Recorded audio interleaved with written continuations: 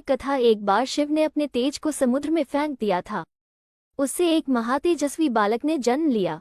ये बालक आगे चलकर जलंधर के नाम से पराक्रमी दैत्य राजा बना। इसकी राजधानी का नाम जलंधर नगरी था। दैत्यराज कालनेमी की कन्या वृंदा का विवाह जलंधर से हुआ। जलंधर महाराक्षस था। अपनी सत्ता के मद में चूर उसने माता लक्ष्मी को पाने की कामना से युद्ध किया, परंतु समुद्र से ही उत्पन्न होने के कारण माता लक्ष्मी ने उसे अपने भाई के रूप में स्वीकार किया। वहां से पराजित होकर वो देवी पार्वती को पाने की लालसा से कैलाश पर्वत पर गया।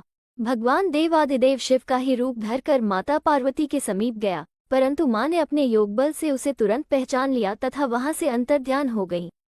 देवी पार्वती ने क्रुद्ध होकर सारा वृतांत भगवान विष्णु को सुनाया। जलंधर की पत्नी वृंदा अत्यंत पतिव्रता स्त्री थी। उसी के पतिव्रत धर्म की शक्ति से जलंधर न तो मारा जाता था और न ही पराजित होता था। इसीलिए जलंधर का नाश करने के लिए वृंदा के पतिव्रत धर्म को भंग करना बहुत आवश्यक था। इसी कारण भगवान विष्णु ऋषि का वेश धारण कर वन में वृंदा अकेली भ्रमण कर रही थी। भगवान के साथ दो मायावी राक्षस भी थे, जिन्हें देखकर वृंदा भयभीत हो गई। ऋषि ने वृंदा के सामने पल में दोनों को भस्म कर दिया। उनकी शक्ति देखकर वृंदा ने कैलाश पर्वत पर महादेव के साथ युद्ध कर रहे अपने पति जलंधर के बारे में पूछा। ऋषि ने अपने माया जाल से दो वानर प्रकट किए। एक वानर के हाथ में जलंधर का सिर था तथा दूसरे के हाथ में धड़।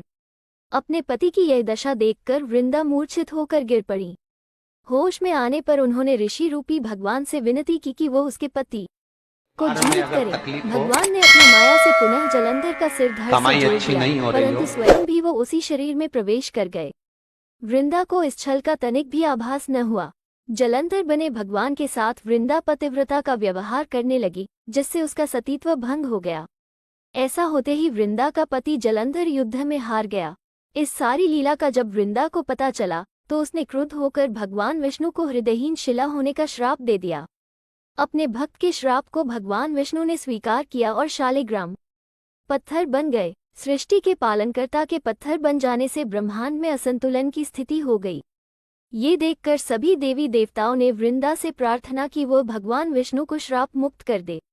वृंदा ने भगवान विष्णु को श्राप मुक्त कर स्वयं आत्मदाह कर लिया।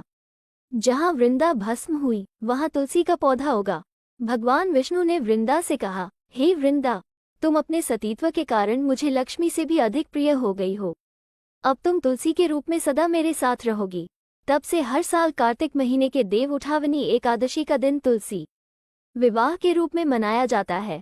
जो मनुष्य भी मेरे शालिग्राम रूप के साथ तुलसी का विवाह करेगा उसे इस लोक और परलोक में विपुल यश प्राप्त होगा। उसी दैत्य जलंधर की यह भूमि जलंधर नाम से विख्यात है। सती वृंदा का मंदिर मोहल्ला कोट किशनचंद में स्थित है। कहते हैं कि इस स्थान पर एक प्राचीन गुफा भी थी जो सीधी हरिद्वार तक जाती थी। सच्चे मन से 40 दिन तक सती वृंदा देवी के मंदिर में पूजा करने से सभी मनोरथ पूर्ण होते हैं।